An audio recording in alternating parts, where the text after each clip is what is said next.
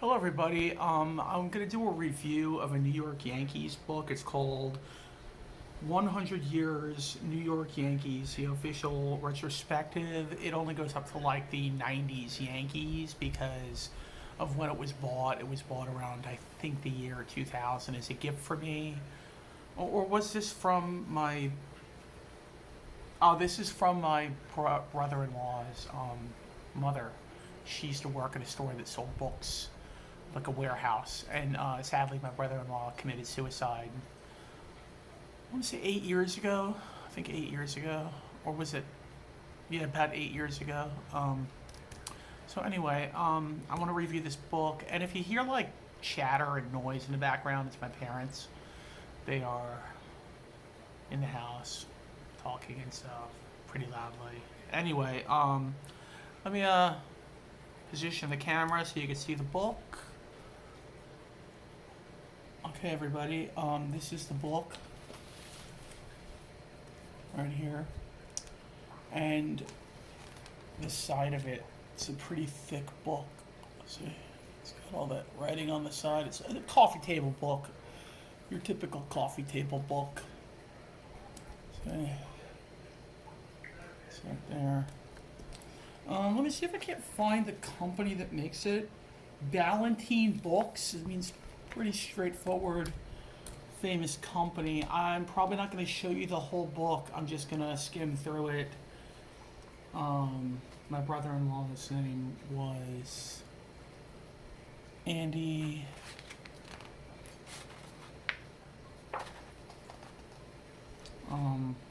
This is just when they came to New York, the paperwork, certificate of membership, the American League Professional Baseball Club. This is to certify that New York Yankees Incorporated, City of New York, has been fully admitted into membership in the American League of Professional Baseball Clubs. Which is kind of weird because they used to be called. They used to be known as. Position a camera, just so you get it just right. Okay. They used to be called the New York Highlanders. I don't know why they said New York Yankees there. That's kind of weird. Maybe they always had plans to call themselves that. Can you guys see this? This is the captain, Derek Jeter.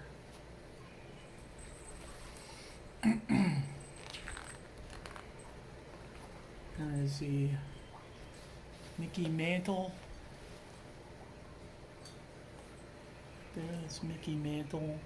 And this is just some of the what's in the book. You've got forward, Yankee Stadium, players in pinstripes, teams defined the eras and century of excellence, the Yankees, America, and the world, the greatest achievements. And then obviously here is George Steinbrenner, Rudy Giuliani, and Joe Torre. No hair dye yet. And then here is Don Zimmer, Joe Torre, and I don't know who that is. Does it say? It doesn't look like Mel Stottlemyre, but it might be Mel Stottlemyre. I'm not sure. Okay, this is Yankee Stadium, the world's greatest. Can you see that, guys? The greatest outdoor stage. Bob Shepard's life on the inside. He was the public address announcer from like, what was it, the 1950s, like early 50s. I think he did Mickey Mantle's first game. And this is the frieze that adorned the top of the stadium. They replicated in the new stadium. I think the new one did a lot of cool things to do it justice that were better than the renovated one that they did in the 1970s. So, and this is like the field and everything. Now the new stadium, if you were to say where it is, it would be to the right of the stadium in this park called Macomb Dam Park. They built it. It used to be a running track, and it had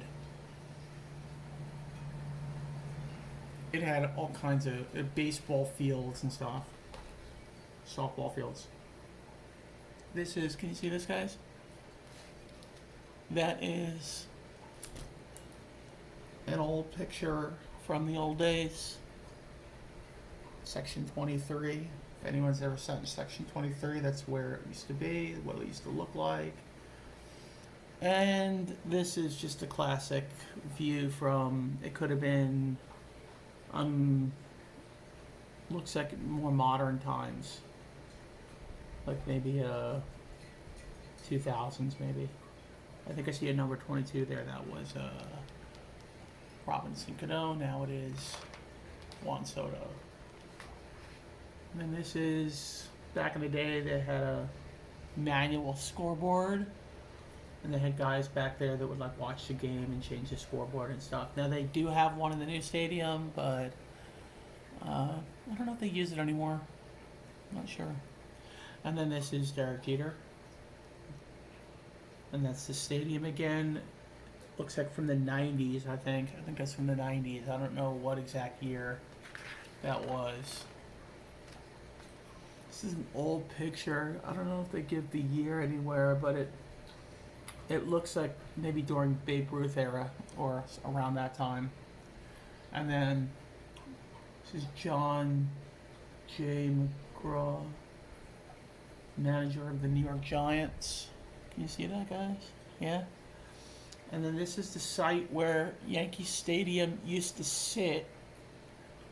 Used to be a lumber yard, I believe. Used to be a lumber yard. Back in the Bronx, back in the day. This is where all the greats of the game, everyone from Ruth to Mantle to Howard to Barry Bonds.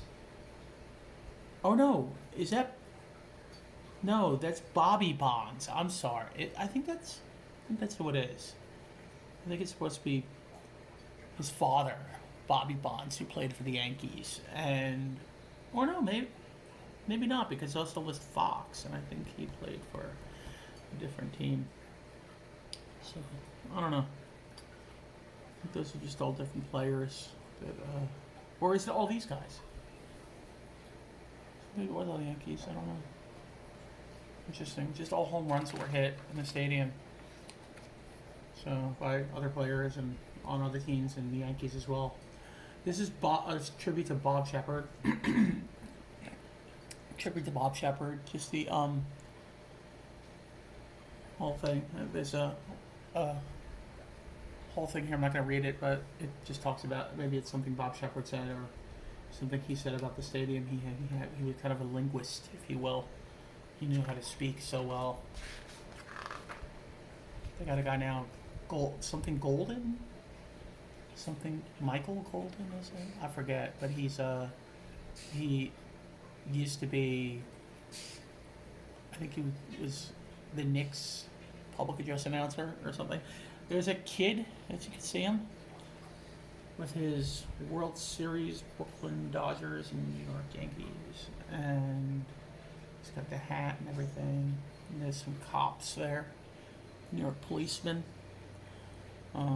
Cleaning up the streets after a game. Probably people riding and having fun and stuff.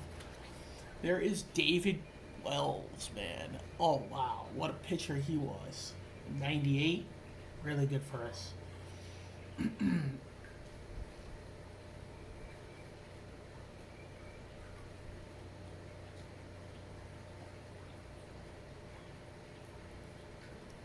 Awesome. Just awesome.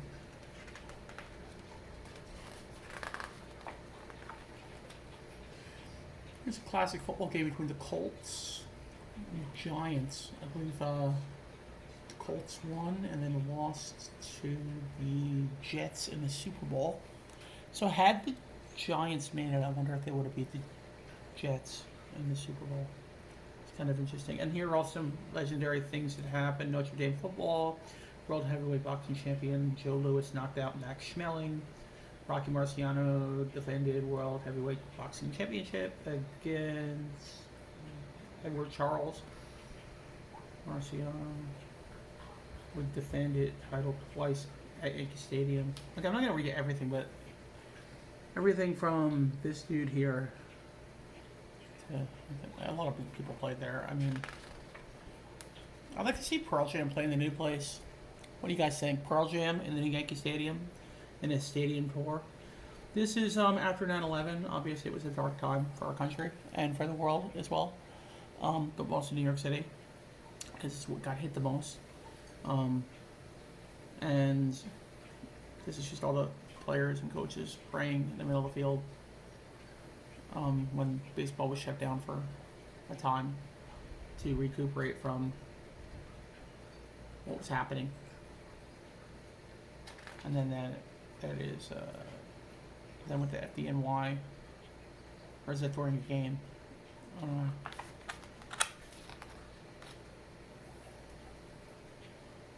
That's, I think, Reggie Jackson. I'm not sure. But he's playing center field. I don't know if he plays center field. No, that's not Reggie.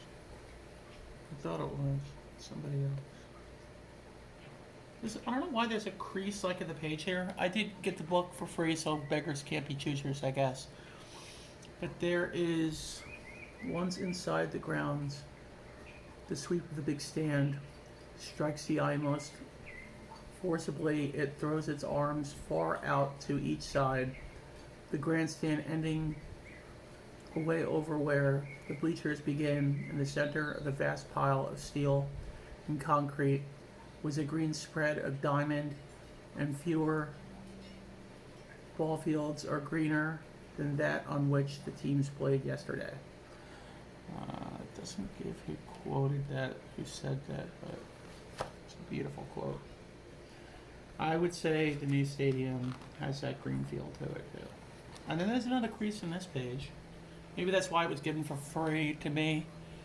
These are players in pinstripes, Babe Ruth's enduring legacy and all-time. I'm going to only show you a few more things. I kind of want to get to... there's Babe Ruth, obviously. Let's go a little faster just to get to what I want to show you. It's just my favorite picture in the whole thing. Here's more Babe Ruth.